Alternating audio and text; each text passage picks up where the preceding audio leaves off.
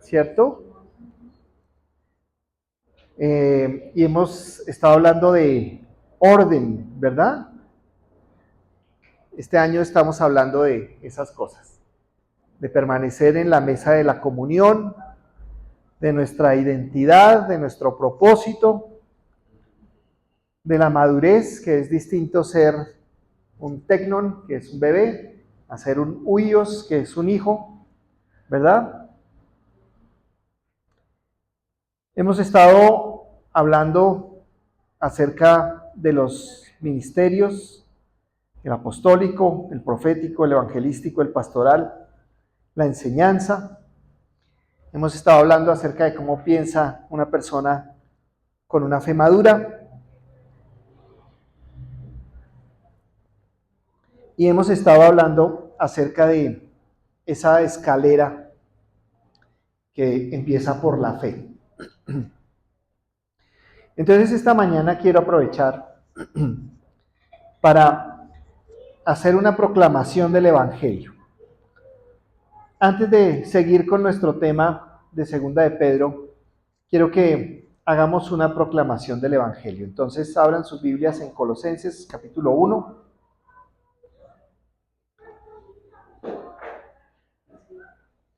Desde el versículo 12, yo voy a leer en la versión Dios habla hoy. Usted me puede seguir en su Biblia, la que tiene.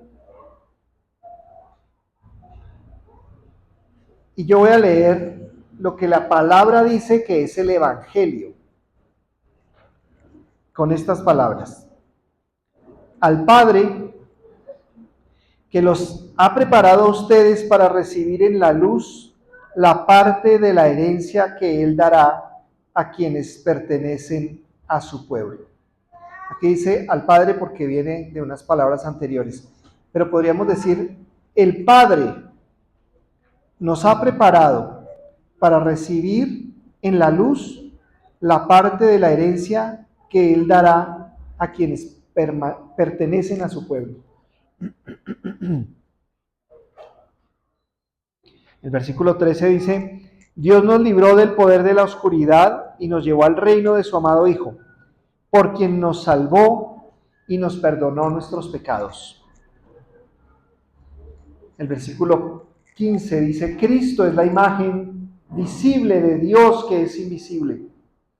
Es su Hijo primero, anterior a todo lo creado. Por medio de Él Dios creó todo lo que hay en el cielo y en la tierra, tanto lo visible como lo invisible, así como los seres espirituales que tienen dominio, autoridad y poder.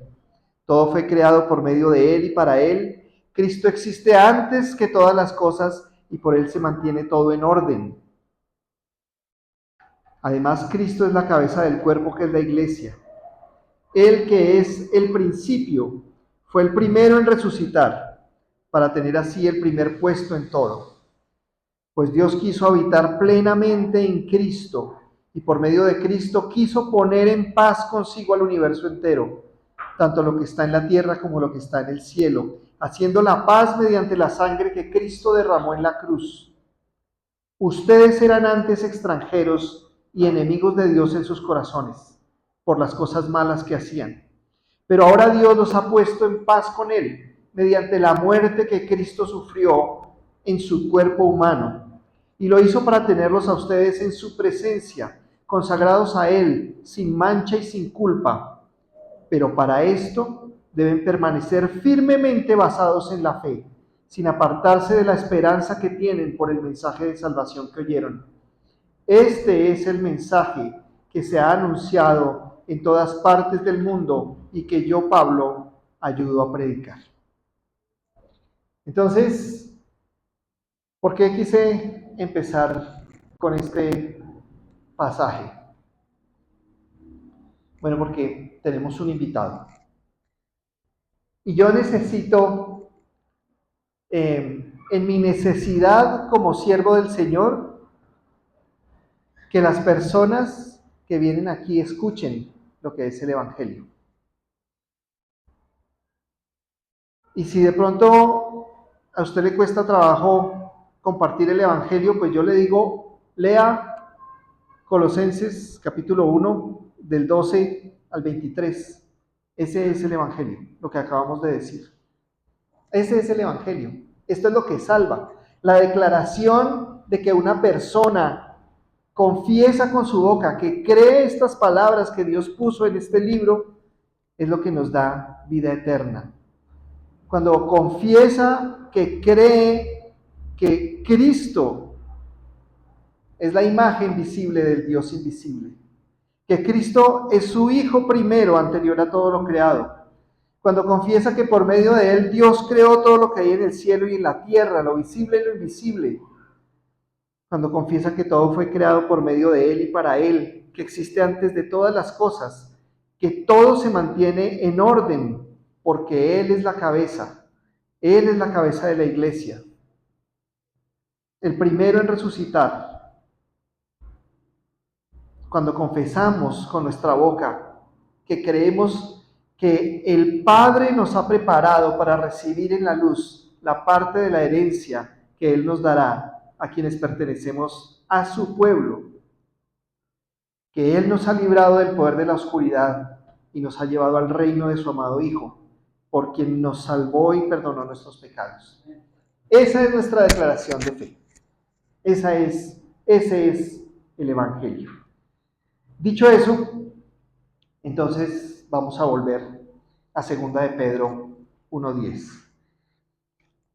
En 2 de Pedro 1:10 habíamos leído: por esto, hermanos, ya que Dios los ha llamado y escogido, procuren que esto arraigue en ustedes, pues haciéndolo así, nunca caerán. Entonces, habíamos dicho, bueno, ¿cuál es esa fórmula para nunca caer? Y nos devolvimos al versículo 5, donde dice Pedro: por eso deben esforzarse en añadir a su fe la buena conducta. Y hablamos acerca de la virtud, ¿verdad? Y a la buena conducta, entendimiento. Y hablamos acerca del entendimiento, hablamos acerca del conocimiento. Y al entendimiento, dominio propio. Y hablamos del dominio propio y dijimos que era buen juicio. Dijimos que era fruto del Espíritu Santo. Dijimos que el dominio propio tiene que ver con ser sobrios, con ser prudentes, con estar en nuestro sano juicio. Y hablamos también acerca de la paciencia. ¿Recuerdan? Y cuando hablamos de la paciencia, dijimos que la paciencia se parece a los puntales que se ponen para hacer construcciones. Y hablamos de los puntales que sostienen la formaleta para poder vaciar una placa. Y dijimos, si los puntales fallan por el peso de la placa, pues todo se derrumba y todo se pierde. Y entonces la paciencia tiene que ver con firmeza para soportar, y también tiene que ver con sufrimiento, porque soportar no es fácil. Tiene que ver con no cansarse, porque cuando uno se cansa afloja, y cuando afloja todo se derrumba. Y dijimos que entonces la paciencia tenía que ver con fortaleza en el sufrimiento. Y ahí se nos acabó el tiempo. Entonces hoy vamos a seguir subiendo esa escalera. Y dice el versículo 6, al entendimiento, dominio propio; al dominio propio, paciencia; a la paciencia, la devoción. La devoción. ¿Y qué es la devoción? Esas palabras las oímos con frecuencia. ¿Sí? Yo nací en una familia católica y entonces en el lenguaje, digamos, católico se usa mucho esa palabra, devoción. Yo soy devoto de tal y tal. Y básicamente entiendo que la devoción entendida así es como si uno depositara su fe en algo o en alguien, ¿sí? Pero la devoción en verdad lo que quiere decir es piedad, ¿sí? Piedad viene de una palabra que es pío. Y pío no es lo que dicen los pollitos cuando tienen hambre y tienen frío. Pío significa bueno, bueno, pío. Por eso los impíos son los malos, ¿sí? Entonces, piedad viene de pío. Y en Mateo 6:33, Jesús nos da un ejemplo de que es piedad, de que es devoción. Y nos dice, busquen primero el reino de Dios y su justicia. Eso es bueno. Eso es devoción.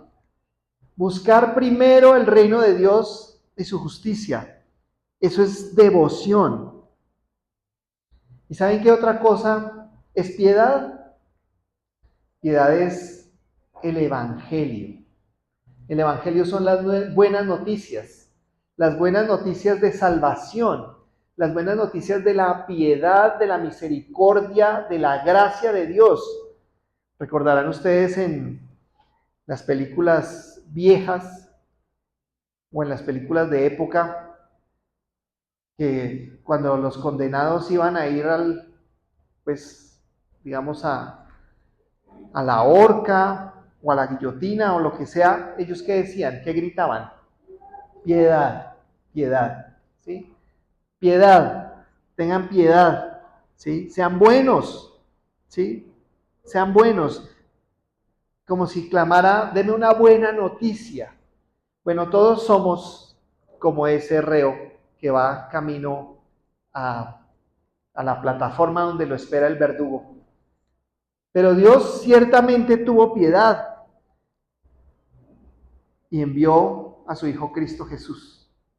Y después envió personas que hablaron de lo que hizo su Hijo Cristo Jesús. Y eso es el Evangelio. Todos los que hablamos de lo que hizo Cristo Jesús en favor de todos los reos que van a ese lugar donde el verdugo aplicará la sentencia, entonces hablamos del Evangelio. Y el Evangelio es poder de Dios para salvación. Poder de Dios para salvación. Y entonces somos arrebatados de ese destino trágico, terrible, que nos espera o que nos esperaba cuando no conocíamos de Dios, cuando no conocíamos de su misericordia, cuando no conocíamos de su piedad, cuando no conocíamos el Evangelio.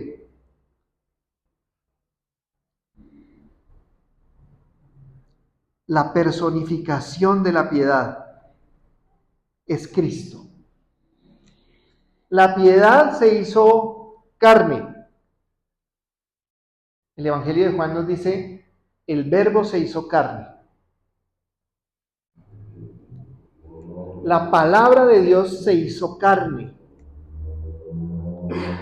La piedad se hizo carne. Él es bueno. Él no conoció pecado. Él no cometió pecado. Y sin embargo, se hizo pecado por cada uno de nosotros. No conoció el pecado, pero tuvo que pagar las consecuencias del pecado. Era inocente y cargó con la culpa de todos los que éramos culpables. Lo hizo así, para que tú y yo fuéramos hechos justicia de Dios en él. Justicia de Dios en él. Su inocencia nos cobija a nosotros. Nosotros fuimos justificados por la muerte de Cristo y por su resurrección. De manera que ahora nosotros podemos decir, somos justos, como si nunca hubiéramos pecado. Pero eso pasó porque Cristo personificó la piedad. Entonces hemos dicho que piedad es buscar primero el reino de Dios y su justicia. Que piedad tiene que ver con el Evangelio, que tiene que ver con Cristo. Y en Filipenses 4:8 nos dice, si ustedes quieren pensar en algo que merezca ser pensado, pueden pensar en todo lo que es verdadero, todo lo justo, todo lo puro, todo lo amable, todo lo que es de buen nombre. Si hay virtud alguna, si algo digno de alabanza, en esto pensad. Eso es piedad. Podernos dedicar a pensar en lo verdadero, en pensar en lo que es honesto. Cuando hay tantas personas pensando en cómo ganar deshonestamente, cómo robar, cómo arrebatar, cómo hacer trampa. El Señor nos dice, no, ustedes, mis hijos, pensarán en lo verdadero, en lo honesto, en lo que es justo, en lo que es puro, en lo que es amable. ¿Saben lo que es amable? Amable es que es fácil de amar.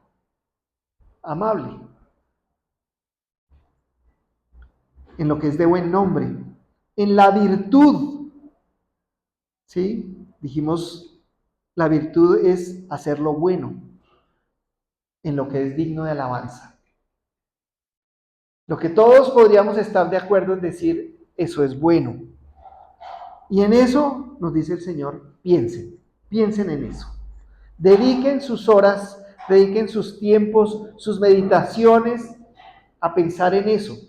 Y David lo escribió en un salmo que me encanta. Dice, sean gratas delante de ti, oh Jehová. Ay, se me olvidó. Sean gratas delante de ti, oh Jehová.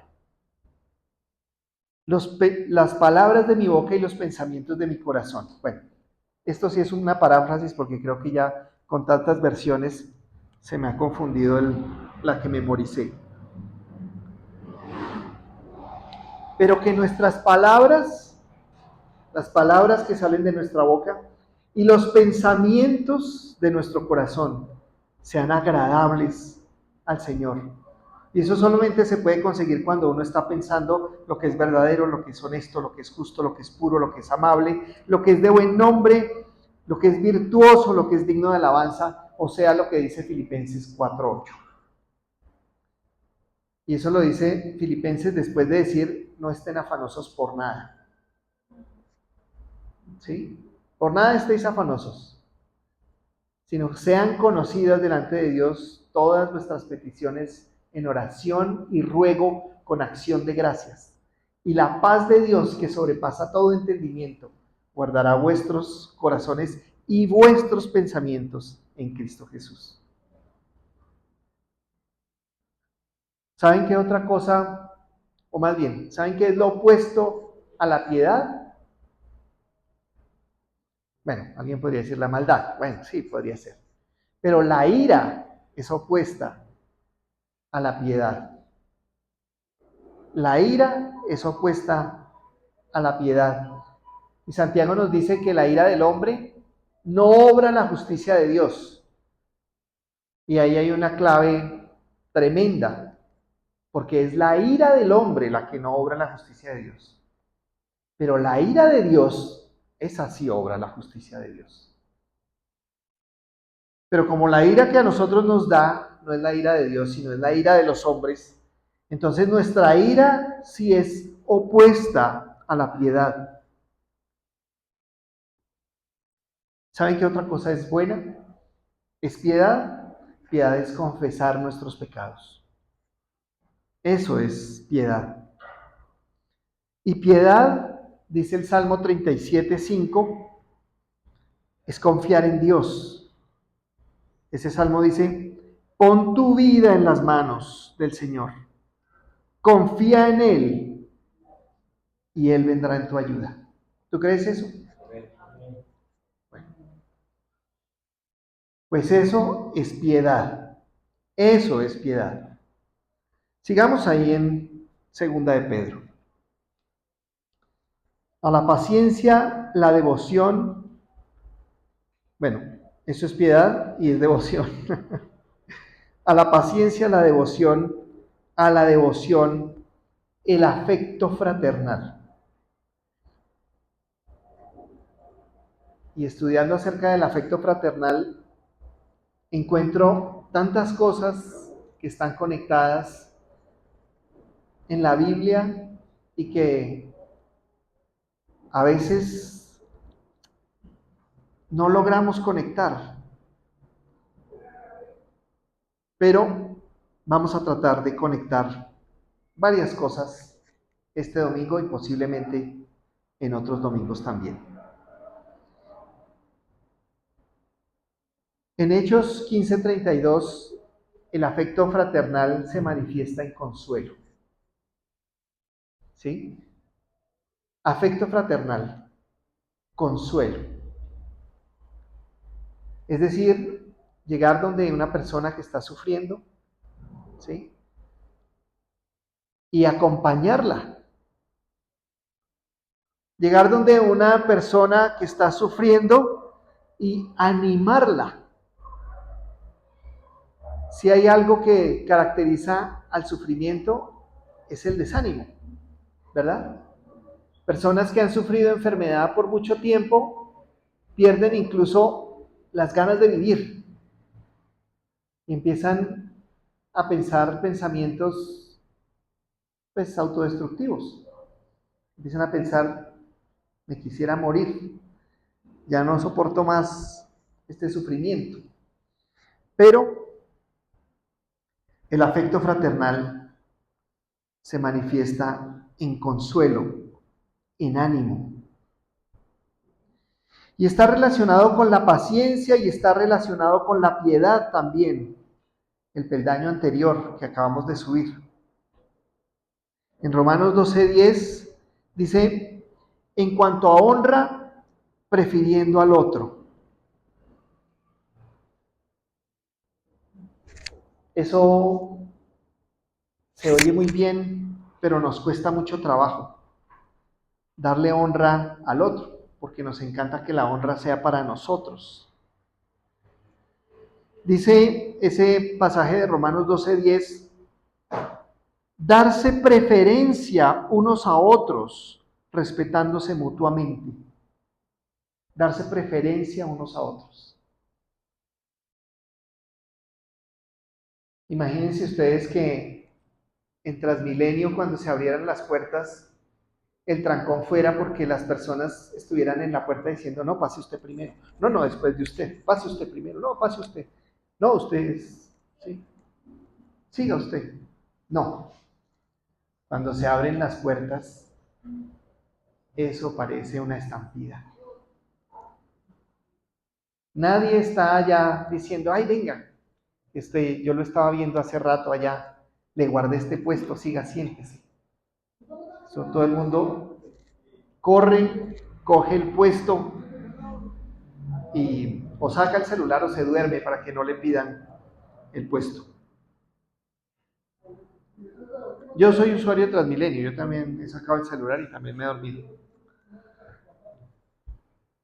Pero lo que dice aquí el Señor es, prefiera al otro en cuanto a honra. Dele preferencia al otro y respétense mutuamente. Y a veces cometemos equivocaciones muy graves, especialmente con nuestros más amados. Esposos con la esposa, esposas con el esposo, padres con los hijos, hijos con los padres, los más amados. Y no nos respetamos mutuamente. Luego, o más bien antes, ese mismo pasaje en Romanos 12:9 dice, ámense sinceramente. Y Romanos 12:11 dice, esfuércense. Y si hay alguna cosa que pareciera que se ha vuelto muy difícil en el mundo contemporáneo, es esa palabra, esfuerzo. Pareciera que la palabra esfuerzo es como una enfermedad. Si toca esforzarse, eso no. Hay que escoger otra cosa que no implique esfuerzo. Pero lo que Dios nos dice en su palabra todo el tiempo es, esfuérzate, ¿sí? ¿Qué le dijo a Josué? Esfuérzate y sé muy valiente. Y cuando a uno le dicen esfuércese, le están diciendo le va a costar trabajo, ¿sí? Y cuando le dicen y sea muy valiente, le están diciendo va a tener miedo, se va a asustar. Pero lo que el Señor le dice es esfuérzate y sé muy valiente, no temas ni desmayes porque yo estoy contigo. Y entonces sí nos vamos a cansar. Y entonces sí vamos a tener miedo. Pero podemos ser esforzados y valientes y no temer a pesar del miedo, ni desmayar a pesar del cansancio, porque Él está con nosotros. Pero esa es la condición, que Él esté con nosotros. El Señor no dijo esfuérzate y sé valiente y mira a ver qué haces. Apriete. No. Él dijo porque yo estoy contigo.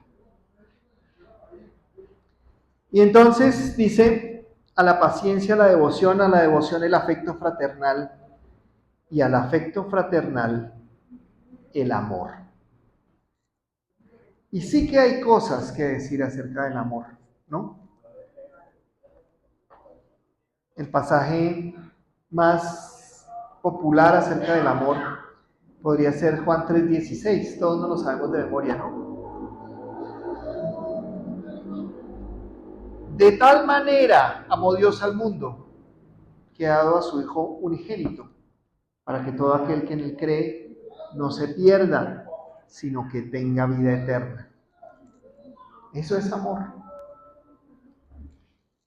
Dios amó tanto que dio a su Hijo. Y aquí varios tenemos hijos. No sé. Yo no estaría tan dispuesto a dar a ninguno de mis hijos por personas como yo. Porque cuando Dios me salvó, yo era así como dice Tito, ¿no? Tito tiene una descripción tremenda de cómo éramos las personas. O bueno, yo no sé, pero tal vez una descripción muy buena de cómo era yo, ¿sí? Tito 3:3 dice esto, porque antes también nosotros éramos insensatos, desobedientes a Dios, andábamos perdidos y éramos esclavos de toda clase de deseos y placeres.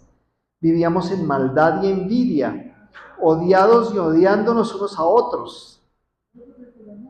Qué descripción. Insensatos. Insensato es una persona sin sabiduría, sin inteligencia, sin entendimiento, desobedientes a Dios. La palabra de Dios no tenía ninguna relevancia para nosotros. Andábamos perdidos, completamente desorientados, despistados, y éramos esclavos de toda clase de deseos y placeres. Completamente rendida nuestra voluntad a nuestros deseos y a nuestros placeres. Cuando uno está rendido en su voluntad a los deseos y a los placeres, pues es esclavo. Entonces Pablo nos dice, sea libre de la esclavitud, de los placeres y los deseos, y más bien decida ser esclavo de Cristo. Vivíamos en maldad y envidia, odiados y odiándonos unos a otros. Bueno, Romanos 5:8 nos dice que Dios prueba que nos ama en que cuando todavía éramos pecadores, Cristo murió por nosotros. Cuando éramos así como dice Tito. Cuando éramos así, Cristo murió por nosotros. Insensatos, desobedientes, perdidos. Así éramos. Y Primera de Corintios, que sí quisiera que lo busquen, porque en Primera de Corintios capítulo 13 nos vamos a detener un ratico. Porque Primera de Corintios capítulo 13 habla acerca del amor.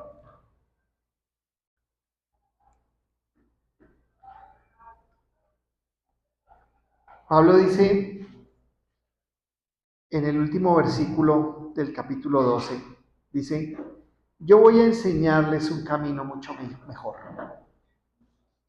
Yo voy a enseñarles un camino mucho mejor. El capítulo 12 está hablando de los dones espirituales. Y Pablo dice, los dones espirituales son magníficos, pero yo voy a enseñarles un camino mejor, mucho mejor. Y empieza a hablar del amor. En el versículo 4 dice esto: tener amor es saber soportar. Somos puntales. Estamos sosteniendo la placa que Dios está vaciando. Tener amor es saber soportar. Es ser bondadoso, o sea, bueno. Es no tener envidia, ni ser presumido, ni orgulloso, ni grosero, ni egoísta. Es no enojarse ni guardar rencor. Es no alegrarse de las injusticias, sino de la verdad. Tener amor es sufrirlo todo, creerlo todo, esperarlo todo, soportarlo todo. El amor jamás dejará de existir. Un día los hombres dejarán de profetizar y ya no hablarán en lenguas, ni serán necesarios los conocimientos. Porque los conocimientos y la profecía son cosas imperfectas que llegarán a su fin cuando venga lo que es perfecto. Versículo 13. Tres cosas hay que son permanentes: la fe, la esperanza y el amor. Pero la más importante de las tres es el amor. Entonces, concentrémonos un rato en la más importante de las tres, en el amor. Dice Pablo, tener amor es saber soportar. Miren, esto es muy interesante, porque no es soportar de cualquier manera, ¿cierto? No es como, me tocó. Es saber soportar, es soportar bien, es hacerlo bien, soportar correctamente. Es ser bondadoso, o sea, es ser bueno, es no tener envidia. ¿Ustedes saben qué es la envidia? ¿Sí? La envidia es esa tristeza, esa furia, ese ardor, ese escalofrío, esa cosquilla, esa incomodidad que le da a alguien cuando a otro le va bien. Eso es envidia.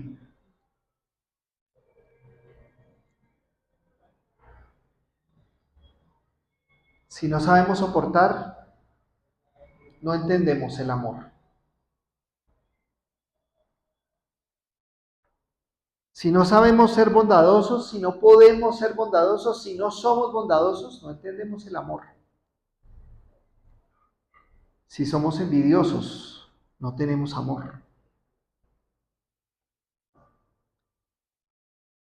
El amor no es presumido, ¿cierto? No es vanidoso.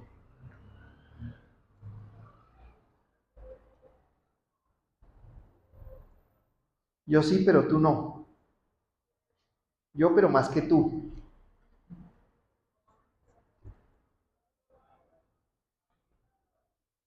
No es orgulloso. no es altivo, no es soberbio.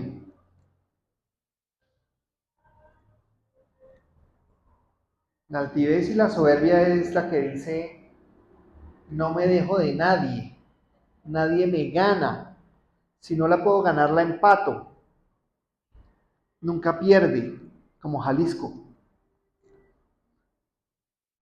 Jalisco nunca pierde, ¿no? Por si acaso. No es grosero, el amor no es grosero.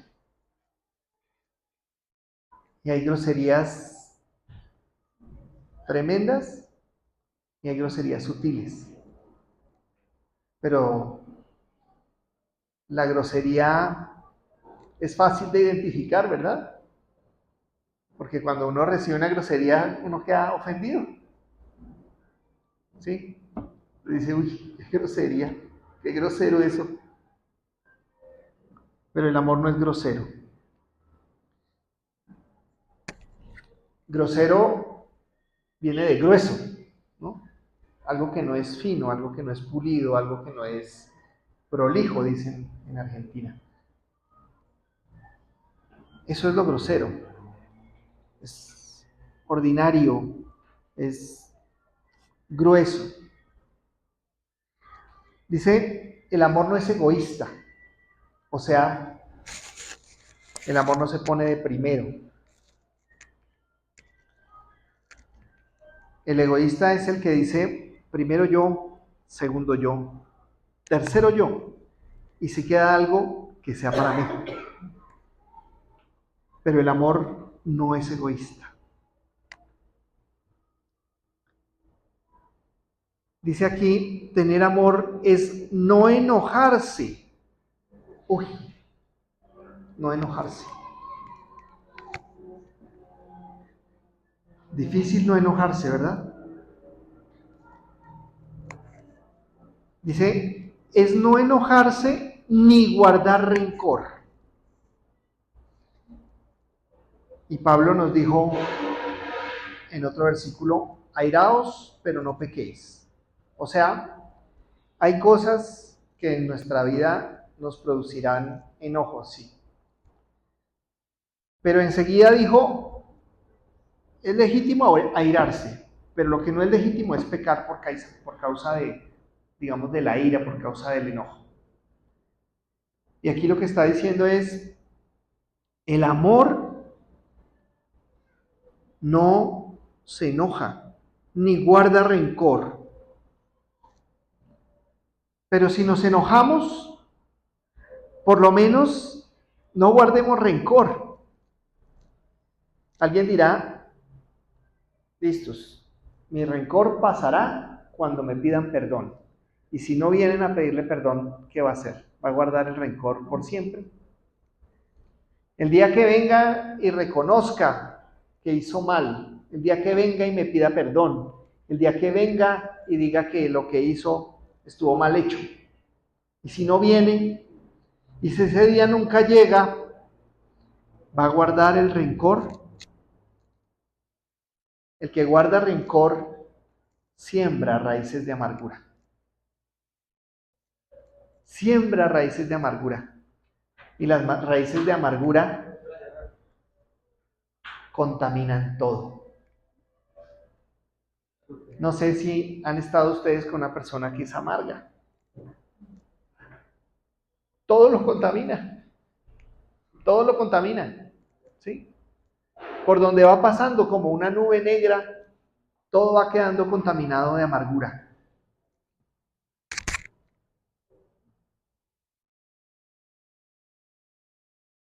No enojarse ni guardar rencor.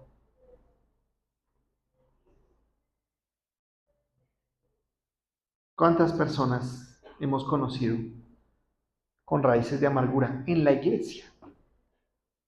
Afuera también, claro, por supuesto, pero en la iglesia.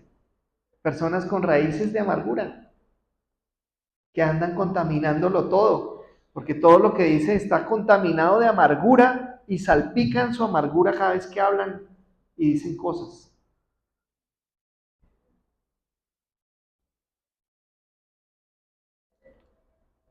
es no alegrarse de las injusticias, sino de la verdad.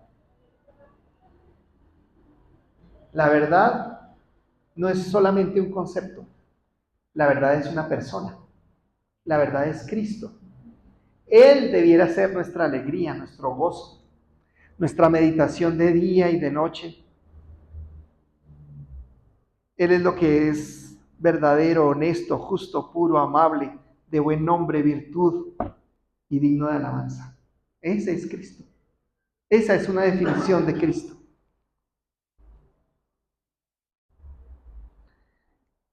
Y como si quedara alguna duda, Pablo termina con estos absolutos. Tener amor es sufrirlo todo, creerlo todo, esperarlo todo, soportarlo todo. Absolutos. Cuando uno dice todo, nada se queda por fuera. Todo es todo. Tener amor es sufrirlo todo.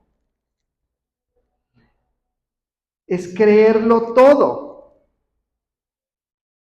Es esperarlo todo. Es soportarlo todo.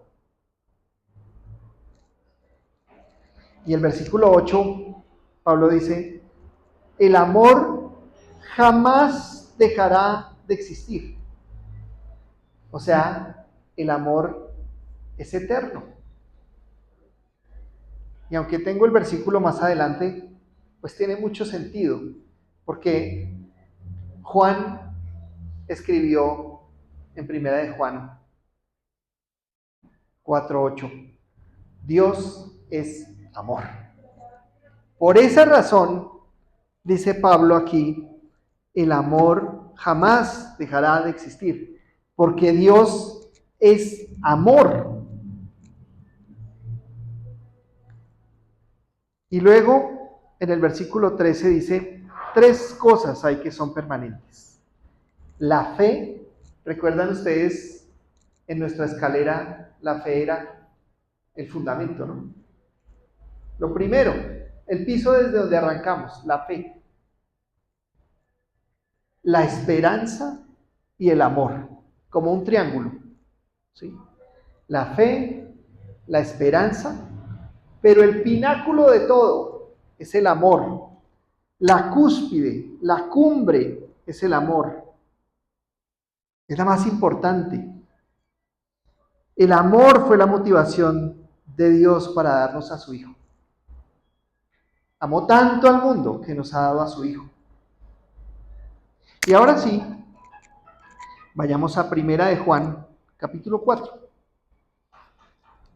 Ya voy a terminar en unos minutos. Primera de Juan, capítulo 4, versículo 8.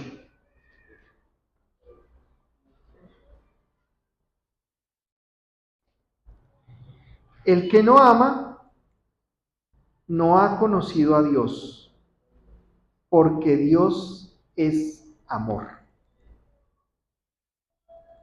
Tremendo, porque estamos avanzando hacia la madurez. Todo esto que hemos dicho en estos domingos es, cojámonos de la mano y avancemos. Vamos a llegar juntos a la madurez. Y lo que está diciendo la palabra de Dios es, ¿usted quiere llegar a la madurez? Entonces aprenda lo que es el amor. Suba por esta escalera que empieza en la fe y termine en el amor. Eso es madurez. Eso es madurez. Versículo 9. Dios mostró su amor hacia nosotros al enviar a su Hijo único al mundo para que tengamos vida por Él.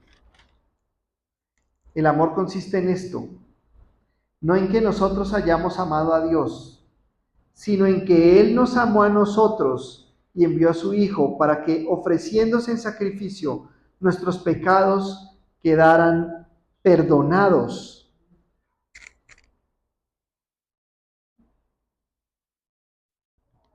Dicho de otra manera, los que no son hijos de Dios no pueden amar.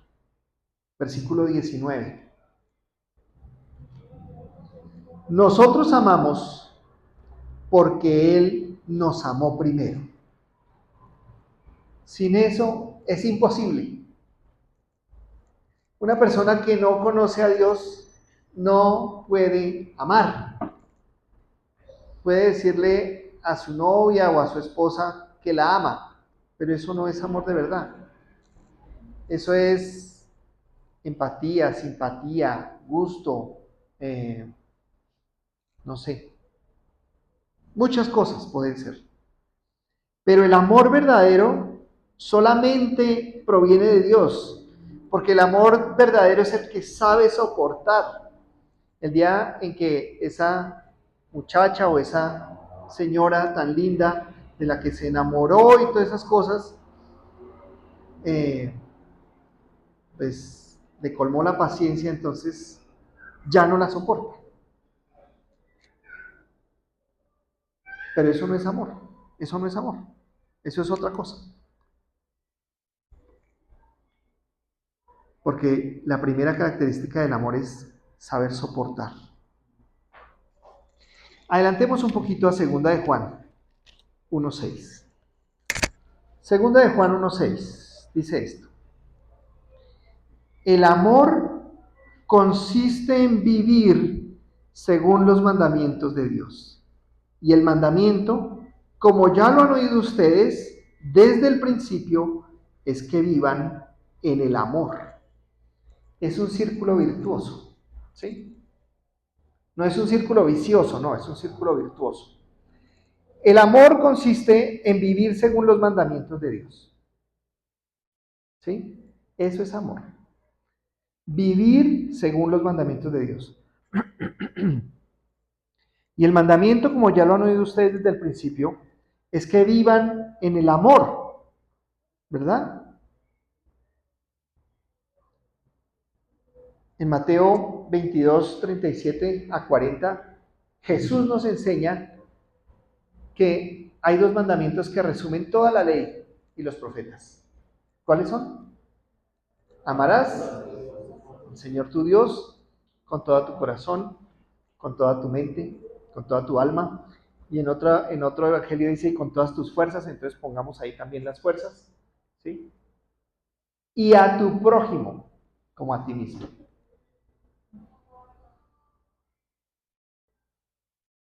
Y el mandamiento, como ya lo han oído ustedes desde el principio, es que vivan en amor. Padre, te damos gracias por este tiempo, esta mañana. Gracias por el evangelio que tú tienes para nosotros, las buenas nuevas de salvación que nosotros podemos compartir, que podemos proclamar, que podemos anunciar. Gracias, Dios, que tu palabra está llena de buenas noticias, primero para nuestra salvación, pero luego para nuestra edificación, luego para alcanzar las promesas que tú has hecho.